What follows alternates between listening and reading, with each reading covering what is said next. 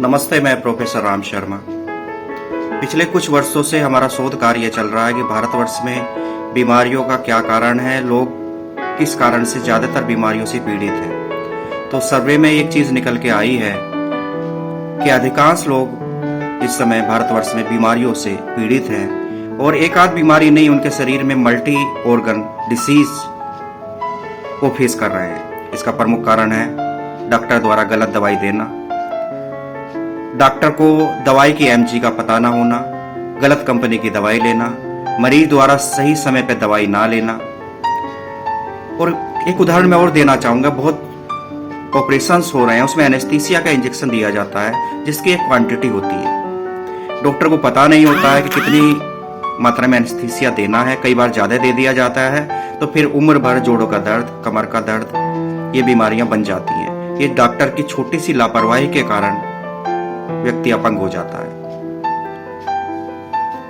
सही डॉक्टर का पता न होना कि हमें ये रोग है तो उससे हम किससे संपर्क करें, परामर्श लें, सलाह लें, ये अति आवश्यक है। अगर हम किसी भी बीमारी से पीड़ित हैं तो उसके विषय में चर्चा, परामर्श लेना अति आवश्यक है।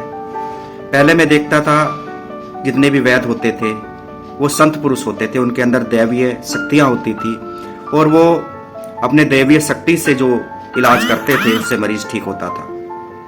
अब दैवीय शक्ति वाले वैद्य जो नाड़ी चेक करके, व्यक्ति का चेहरा देख के, उसके मनोभाव को पढ़कर रोग का पता कर लेते थे, उस तरह के वैद्य और हकीम और चिकित्सक इस समय उपलब्ध नहीं है। हम पूरा टेक्नोलॉजी पे, लैब्स पे आधारित हो गए हैं और लैब्स पे भी ये सबसे बड़ा कारण है। अगर हम 3 लैब्स से एक ही टेस्ट कराएं तो तीनों की रिपोर्ट अलग अलग होगी। अब किसकी रिपोर्ट मानी जाए? सही है, इलाज चल रहा है लेकिन रोग ठीक नहीं हो रहा है, क्या कारण है? बल्कि आप दवाई बंद करिए तो आपका पुनः रोग वापस आ जाएगा।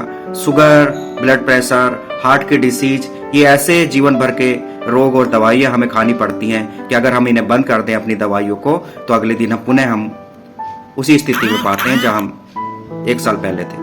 तो फिर दवाई लेने का फायदा क्या हुआ? जो दवाइयां चल रही हैं, क्या वो दवाइयां हमारे रोग को ठीक कर पा रही हैं? क्या वो रोग बढ़ा रही हैं? उनका दवाइयों का क्या असर हो रहा है हमारे शरीर पर? ये सब चीज़ों को हमें जानना चाहिए।